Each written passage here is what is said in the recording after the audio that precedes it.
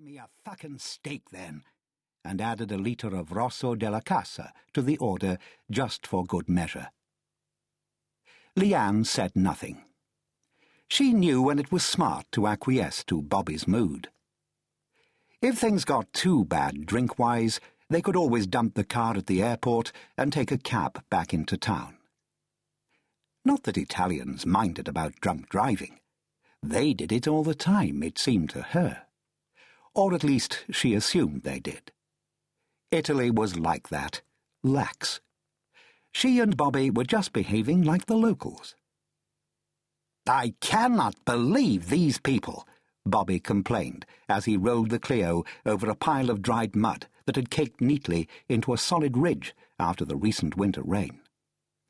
"I mean, like, don't they have enough of this fucking stuff as it is?" Leanne knew what the problem was. The previous autumn, the Jorgensens had returned from vacation in Greece with a gorgeous marble bust the size of a soccer ball. It was of a young man, maybe Alexander the Great, they said, with a full head of hair and a pretty, slightly feminine face. They kept it quiet at first, just to get the effect right. Then, out of the blue, Tom Jorgensen had invited them over to their extended Scandinavian-style cabin just down the lane, which had 3 stories, mind, and a good acre and a half out back, on the pretext of a social drink. Really, it was all about the marble head.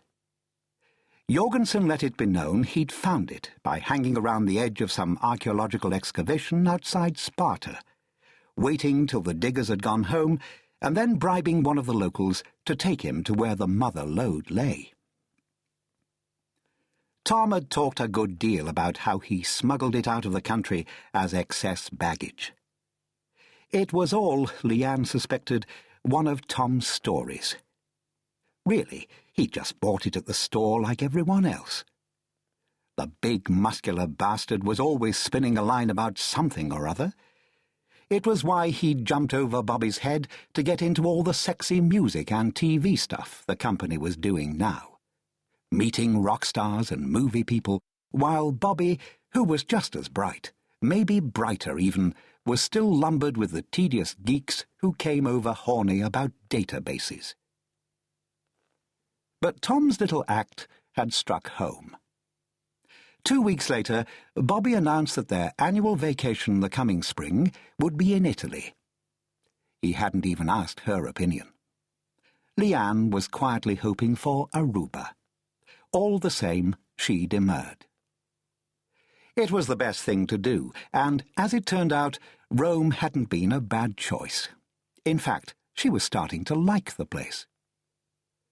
Then that morning, it had all turned worse.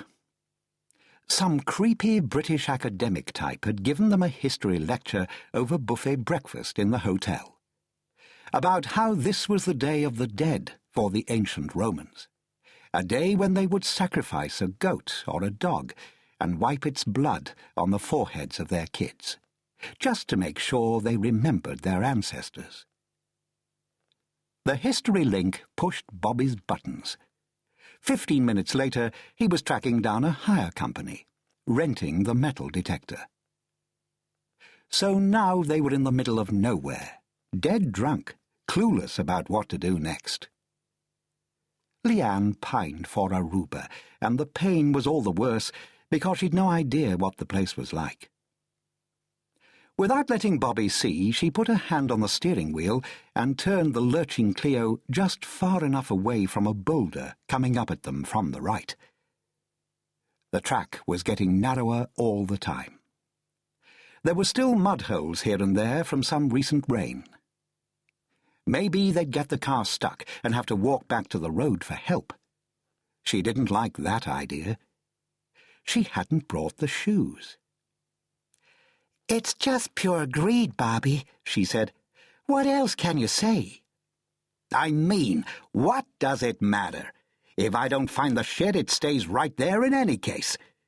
It's not like you see any fucking Italians digging the crap out of the ground." He was wrong there. She'd seen digs all over the place, half of them looking abandoned.